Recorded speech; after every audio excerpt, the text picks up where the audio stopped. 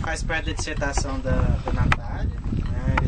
Todo esse tomate. Depois a Natália vai estar explicando um pouquinho do experimento dela, o que eles estão trabalhando aí, né? Mas, então nós temos aqui praticamente 4 grupos aí de pesquisa. O grupo de pesquisa e manejo integrado, que é o nosso, que é o manejo integrado de pragas. O grupo de pesquisa e hortaliças, que é o GPH, que é o da Natália e da Maria Elisa. Tem o grupo do professor Marcelo, que é o grupo de plantas daninhas. E o grupo do Leonardo, que é de nutrição de plantas. Então nós temos hoje, para esse grupo, nós temos um grupo de pesquisa geral que cobre todo esse aqui de hortaliças. Então toda essa parte da mangueira para cima até ali em cima, a gente faz os trabalhos de hortaliças e tem mais uma parte ali embaixo para isso. O restante aqui é tudo arrendado aí para produtor, né? São áreas também da universidade. Então o nosso grupo, ele está aqui hoje para justamente dar uma geral, né, para vocês sobre a questão de manejo integrado de pragas em tomate. Vocês vão ver na disciplina de entomologia agrícola MIP de tomate. Só que chega lá na disciplina de MIP, é uma hora e meia de aula prática, né, sobre MIP de tomate. Então aqui vocês vão ter possibilidade de fazer até treinamento, né, em várias partes. Basicamente nós vamos dividir em 4 partes. A primeira parte é a parte da Natália, que ela vai explicar os experimentos dela e falar um pouquinho aí do sistema de poda, vai falar de nutrição também, né, Natália? Um pouquinho de tomate. E da cultura em geral, do manejo da cultura. Depois vocês vão para a parte do Ítalo, que é a parte de diagnose. O que é diagnose? Quando vocês vão no médico, primeira coisa, se for um médico bom, o médico vai chegar e vai querer saber, vai querer te diagnosticar o seu problema para inferir os medicamentos. É assim que se trabalha. No campo, a ideia é a mesma coisa. Igual uma vez, quando a gente associa essas coisas e vai no médico, eu vou lá, se ele não pedir um exame de sangue, parece que não serve, né? Você tem que chegar, tem que pedir um exame de sangue. Então eu lembro direitinho, só que nessa época eu era estudante, igual vocês assim. Eu cheguei lá em Viçosa no médico, era de graça dentro da universidade, né? Eu tava com um problema no pé assim, descascando, aí chegou, olhou assim e passou um remédio pra mim. Aí eu saí lá fora, rasguei a receita e joguei no lixo, né? Fui em outro médico, porque não dá pra confiar assim. Aqui é a mesma coisa, essa parte de diagnose tem que ser bem feita. Então o primeiro passo do manejo integrado é isso, é a diagnose. Segundo passo do manejo é você fazer o levantamento populacional das pragas. Para isso, existem vários fatores que vão influenciar esse monitoramento. Você tem que ter uma técnica adequada de monitoramento, você tem que ter o pessoal treinado, você tem que ter mão de obra, você tem que ter, dentro dessa mão de obra, pessoa com responsabilidade. Agora, tem que ter as pessoas que andam na área, fiscalizando aqueles que fazem a amostragem. Então, a segunda etapa é fazer um levantamento populacional. Ou seja, não é possível você ter uma cultura com 0 insetos. Não tem jeito. E o produtor, quando ele chega numa área e vê inseto, ele quer pulverizar. Muitas das vezes ele não sabe se aquele inseto vai comer a planta dele. Ele não sabe se aquele inseto às vezes está funcionando até como um alimento para outros, né? Nós temos hoje, o que se usa hoje na prática, um MIP que não é totalmente um MIP. Um MIP que basicamente é uma amostragem e controla ou não controla. Mas muitos grandes produtores e que têm sucesso, eles têm feito isso. Por exemplo, aqui perto nós temos a Montesa, que eles fazem monitoramento, fazem acompanhamento das pragas e utilizam o nível de dano econômico. Quer ver? Nós tivemos várias condições práticas aqui já. O professor Leonardo plantou uma soja uma vez ali perto da biblioteca e todo mundo fazia amostragem e só controlava se desse o nível de dano econômico. No final, a produtividade foi praticamente quase que a mesma de sistemas convencionais e pulverizou o que? 1, 2 vezes. Então assim, é possível sim reduzir pulverizações com o monitoramento. Mas assim, é arriscado? Mas então você tem que ter pessoas treinadas para fazer. Não é simplesmente chegar lá, não tem a praga. Eu olho daqui, ó, tem não. Então, vocês não estão enxergando inseto ali e tal? Não estão, daqui não dá para enxergar. Eu preciso ter técnica para enxergar, né? E eu tenho que enxergar insetos pequenos, não precisa, a lagarta não precisa ficar desse tamanho aqui para enxergar, né? Então é mais fácil enxergar desse tamanho. Então eu tenho que enxergar ela pequena para entrar com o tratamento no momento correto. Então o que se usa hoje na condição de campo? Eles falam assim, ó, hoje eu vou pulverizar. Pulveriza, amanhã eu vou pulverizar. É um calendário, é calendarizado. Então o que acontece? Isso pode trazer algum benefício para o produtor em termos de tranquilidade às vezes. Mas na hora que estourar ele não sabe por quê. E aí é no momento que tem os surtos populacionais de algumas pragas. Por quê? Porque não foi feito monitoramento. Então ele acredita que, por exemplo, uma determinada praga vai chegar nessa época. Mas se ela chegar em outra época, acabou. Igual aquela história, né? Não sei se vocês já viram uma passagem que fala que nenhum ladrão invadiria a casa se ele se ele soubesse que o dono ia estar lá naquela hora, né? Ele vem justamente na hora que o dono não está. E esse dono é o que? É o produto químico. Na hora que ele enfraquece lá ou dá algum desequilíbrio, é a hora que a praga vem. E aí pega todo mundo desprevenido. Então dificilmente alguém vai lá assaltar a sua casa na hora que você estiver lá. Eles vão assaltar na hora que você viajar. Aí você tá lá no São Francisco, você fala, vai viajar? Você conversa com o colega, eu vou. Aí ali o ladrão ouviu e fala, eles vão viajar. Então é isso, o ladrão. Então a segunda parte é do monitoramento. A terceira e última parte seriam os métodos de controle. Vai ser falado pela Jéssica. Então a parte de monitoramento vai falar pela Nayara, que vai falar. E a parte de diagnose, o Ítalo, que vai comentar também sobre a identificação desses grupos de pragas. Nessa condição de controle, o único controle que a gente coloca na cabeça sendo mais eficiente é o controle químico, né? É aquele que o cara usa visando um maior custo-benefício. Mas nós temos outros métodos de controle que podem ser testados, outros métodos de controle que muitas das vezes funcionam para aquela condição e que muitas das vezes também funcionam não só para praga, mas para doença, né? A Jéssica vai falar lá dos métodos, dos principais métodos, né? Vai ter uma apresentação ali também, um teatro ali do Adélio. O Adélio vai fazer um teatro ali, né, Adélio? Então assim, eu espero que vocês aproveitem o evento, tá? Depois vai ser emitido os certificados, tá? Como nós estamos de greve, aí você já viu, né? Não tem como funcionário ter emitido antes o certificado, e também a questão das pessoas que iam participar, mas com certeza depois vocês vão ter esse certificado aí para até ajudar na vida acadêmica de vocês. A ideia mesmo dessa demonstração não é nem é parecido com o dia de campo, mas é utilizar os próprios estudantes nossos, do nosso grupo, para participação nessas fases aí que se passam. Até nós temos a participação também do Carlos Eduardo ali, ó, que ex-estudante nosso aqui, né, Carlos Eduardo? Primeira turma, né? É a primeira turma de agronomia, né? Então, provavelmente você não conhece ninguém aqui, né, Carlos? Não. Não, né? Então, assim, 2007, né, primeira turma. 2007, né? E assim, a dificuldade dele era muito maior. Ele estava contando que, professor, se tivesse um evento desse aqui, dia de sábado, ninguém faltava. Podia beber a noite inteira, mas estava lá no outro dia, né?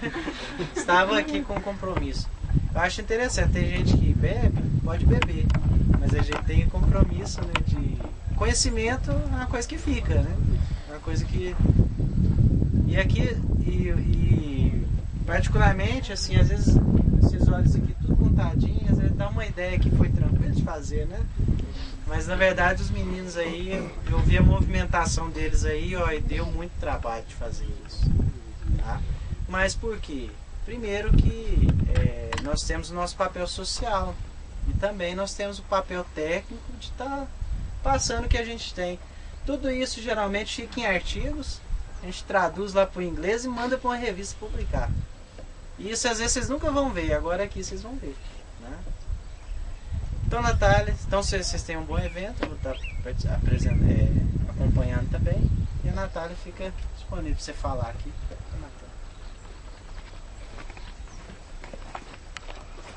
Primeiro, bom dia a todos. Meu nome é Natália, como o professor me apresentou. Eu sou aluna da professora Maria Elisa, no curso de Natália, mestrado. só te interromper um pouquinho. Pessoal, então essa parte minha é geral para todos. Essa parte da Natália já faz parte da primeira. Então eu vou, como nós temos aqui em torno de 20 pessoas, né, Arice? Eu queria que 10 pessoas saíssem daqui pra gente ir na primeira estação. 10 pessoas e 10 ficam com a Natália, tá bom? Podem vir aqui e acompanhar o item na primeira estação. 2, 3, 6, 7, 8, não, 7. Faltam mais uma vez. Vamos lá então.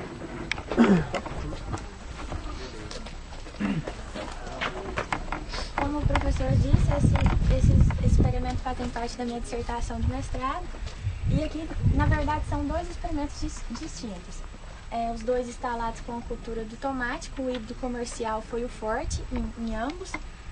O do lado de cá ele está falando mais em relação ao sistema de condução, tratando 4 sistemas diferenciados de conduzir o tomate. E esse aqui é apenas um sistema de condução com doses e fontes de nutrição diferentes.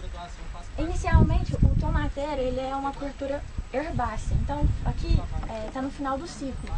Então, como vocês podem ver, assim, às vezes não está montadinho e tal, mas é porque a colheita já foi feita. Ele está sendo conduzido apenas para a gente ter fruto no campo, que a gente precisa fazer outras avaliações. Mas ele precisa ser tutorado, porque o caule dele é um caule herbáceo. Então, quando dá muitos frutos, a planta chega a dar 10 quilos por planta, 10 quilos de frutos por planta. Então, ele precisa ser tutorado de forma que não quebre, de forma que ele suporte o peso dos frutos. Então, o tutoramento é uma das práticas culturais que é utilizada. A desbrota, que consiste na retirada do broto ladrão. Depois a gente vai ali e eu mostro qual que é o broto ladrão. Você tem a axila da planta, esse broto que sai aqui ele é chamado broto ladrão. E ele rouba, entre aspas, muito fotossimilado da planta. Então, durante todo o ciclo do tomate, ele deve ser retirado para direcionar os fotossimulados inicialmente para a parte vegetativa e depois para os frutos. Então, nós temos o tutoramento, a desbrota, a poda. A maioria dos tomates, aqui tem alguns que não, do lado de cá não.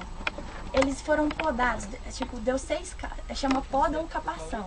Deu 6 cachos, foi cortado o ápice. Para quê? Para direcionar os fotossimulados para o restante da planta e encher fruto, para dar fruto comercializável para a venda. Aí o amarril, que aqui no caso toda a área foi feita via fitilhos, e a amontoa. Nesse experimento não foi feita a amontoa, aqui foi. Que consiste apenas em chegar à terra junto com alguma cobertura de algum nutriente. Depende de como foi planejado as coberturas das adubações. Que aí vai estimular o crescimento radicular da planta e, consequentemente, ela vai crescer mais vigorosa. Nesse lado, nós temos 4 tipos de sistema de condução diferentes. Aqui é o bambu, que ele é muito utilizado. Apenas o bambu é o suporte e então ele vem amarrando. Conforme a planta vai crescendo, ela tem que ser amarrada. Assim, é coisa de 2 vezes na semana que tem que fazer isso, porque senão ela cai, como aqui é uma região que venta muito, prejudica bastante o desenvolvimento da planta. As 4 primeiras linhas são a parte do bambu. As 4 próximas são a parte de fitilho, em que a planta ela é simplesmente, desde o início, ela é simplesmente amarrada. Vai enrolando ela com fitilho e amarrada no arame. Em todas, como a condução, o sistema de amarrio foi com fitilhos, isso foi feito quando a mudinha estava assim, já pequenininha. Então, até ela crescer, foi amarrando. Aí assim, só tomar cuidado que no amarrio inicial, na base, no caule dela, tem que ficar frouxinho, porque depois, para não dar mais mão de obra durante o desenvolvimento da cultura, pra você ir desamarrar, amarrar de novo. Então, teoricamente, a gente faz apenas um amarrio durante toda a cultura. As próximas linhas, ela é um sistema de condução que foi desenvolvido lá em Viçosa. Se chama Viçosa 20 e Viçosa 50. Viçosa 20 porque as plantas são espaçadas de 20 em 20 centímetros e Viçosa 50 porque as plantas são espaçadas de 50 em 50 centímetros. Atualmente, uma comunicação científica que foi publicada agora em março de 2015 testou 8 tipos de sistema de condução. O sistema de condução mais produtivo foi esse sistema de condução Viçosa 20, que é esse que representa todo esse experimento de cá, que as plantas são espaçadas de 20 em 20 centímetros. O que acontece? Ele, como vocês podem ver, é uma estaca de um mourão e tem uma outra estaca, um caibro, uma ripa colocada na forma de cruz. Aí passa 2 arames assim e uma planta é amarrada de um lado do arame, outra do outro, uma de um lado, outra de forma alternada. Vocês querem ver aqui?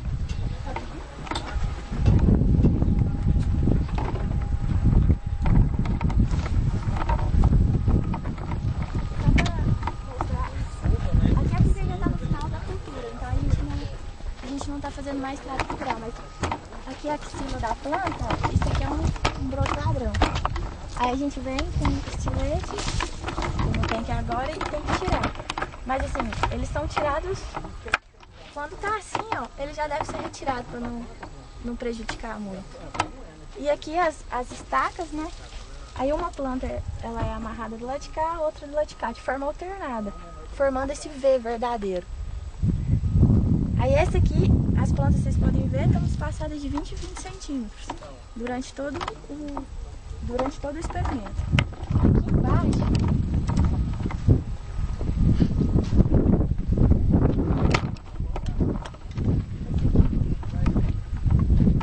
esse aqui de cima aqui, ó. Esse aqui, as plantas estão espaçadas de 50 em 50 centímetros. Então é o Viçosa 20 e o Viçosa 50. O que muda é apenas essa questão da distância das plantas, do espaçamento entre plantas de cada sistema. Vocês vão voltar para a sombra? Só que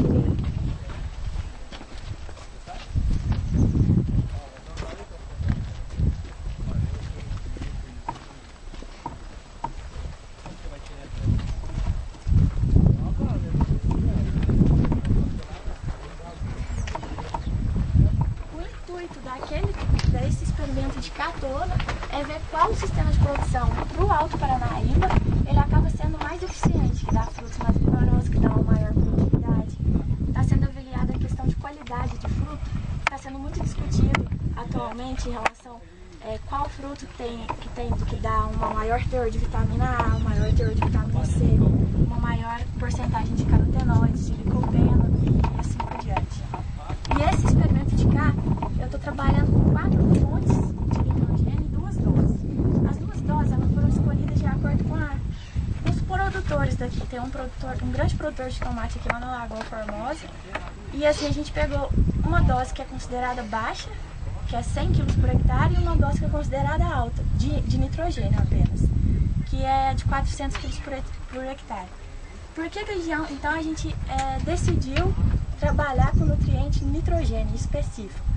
Porque o nitrogênio, ele estimula muito o desenvolvimento da planta.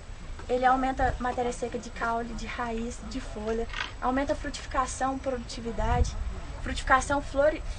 florescimento, produtividade do tomateiro. Então, é por isso que foi escolhida a variação de nitrogênio nesse experimento. O foco aqui, foram usadas 4 fontes. Foram nitrato de amônio, nitrato de cálcio, sulfato de amônio e ureia.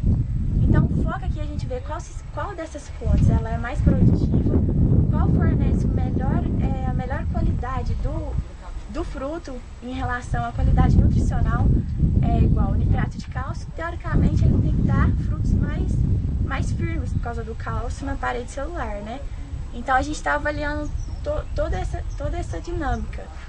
E assim, eu não tenho nenhum resultado ainda para falar, Mas a priori, aqui não dá para discriminar muitos tratamentos, porque já encerrou o ciclo e tá meio feio, como vocês podem ver. Mas a princípio, no crescimento vegetativo, o nitrato de cálcio ele teve a dar um impulso maior na planta e proporcionou um maior crescimento e um maior número de folhas. A planta ela ficou mais vigorosa. Mas esses também são dados apenas visuais, eu não sei falar ainda para vocês. E teoricamente também deu frutos maiores. Aqui a gente chegou a colher frutos de 500 gramas. Fruto grande mesmo. Aí agora já está no final do ciclo, a gente não vai fazer mais colheita, porque já fugiu do padrão comercial. Aqui já não vende esse produto e ele não tá. E o sol também está judiando muito, ele está madurando e está ficando mole. Depois vocês vão passar, vocês podem perceber. Então aqui a gente já encerrou. Assim, era isso que eu queria falar. Se alguém tiver alguma dúvida do sistema de condução, do tutoramento, se quiser, pode ficar à vontade. Tem, não? Vamos ver, aí a gente está repetindo. O experimento ali em cima. Só que a gente está repetindo em caixa d'água. Aqui, a princípio, porque quando a gente faz experimento de nutrição e a gente vai avaliar um só nutriente, teoricamente o solo tem que estar pobre naquele nutriente. Como a questão da falta de espaço para a gente plantar, a gente não tinha outro lugar, a gente pegou esse solo, mas ele não estava pobre em nitrogênio. Agora lá em cima a gente conseguiu, a gente plantou milheto, depois plantou trigo, então o solo extraiu muito nutriente, muito nitrogênio do solo. Eu acredito que lá o resultado vai ser mais visível e melhor de todos os tratamentos, justamente por causa dessa questão do nitrogênio. Você me respondeu um pouco dela, que é por causa do solo. E por que vocês cobrem? Deixa coberto daquele jeito? Então, lá a gente cobriu porque o motivo da gente ter transferido do campo para a caixa d'água é justamente por causa da lixiviação de nitrogênio. Porque agora do meio do ano para frente, aqui faz 5 meses que o ciclo do tomate, faz 5 meses que eu tô com ele no campo. Então, como agora dá pra frente vai chover, aí a gente resolveu plantar porque ela não é furada. Aí a gente tampou porque ela não é furada e ela encharca muita água. Aí não ia pra frente. Mas a gente tá com um grande problema lá, ficar o sol. Porque... Eu imagino, deve dar um aquecimento danado. Então, aí eu tentei dar a gente não pensou. Plástico e por cima. Então, a gente não pensou nessa parte. Eu tentei pôr uma palha lá pra dar uma amenizada, só que eu acho que eu vou ter que pôr um sombrio só até passar essa parte mais quente, né? Se Deus quiser vai mandar uma chuva. Mas aí a gente fez isso quase... Aí, se vocês tiverem curiosidade, conforme vocês... Não sei se vocês vêm no galpão sempre. Se vocês quiserem passar lá, eu tô aqui sempre. Aí eu sei os tratamentos. Eu quero até deixar um croquis da área. Que é só olhar qual que é... Se tiver curiosidade, só olhar qual é o nutriente, qual é a fonte. E os vasos estão marcados. E o número do vaso é só passar lá e ver. Aí eu acredito que lá os resultados vão ser melhores. Justamente porque lá o solo era bem pobre. Todo experimento de nutrição, você vai variar um nutriente, ele tem que ser pobre. O solo, você tem que dar um jeito de empobrecer o solo, ou pegar um solo pobre de natureza, ou dar um jeito de empobrecer o solo. Aqui em cima vai ter um experimento de nutrição de repolho. Ele vai ser plantado milheto, depois milho, para depois vir com repolho, para tentar empobrecer bem o solo. Alguém tem mais alguma dúvida? Se vocês quiserem, vocês só me falar lá que eu tô aqui sempre. Acho que agora a gente vai esperar dar uma rodadinha aí, enquanto a gente curte a sombra.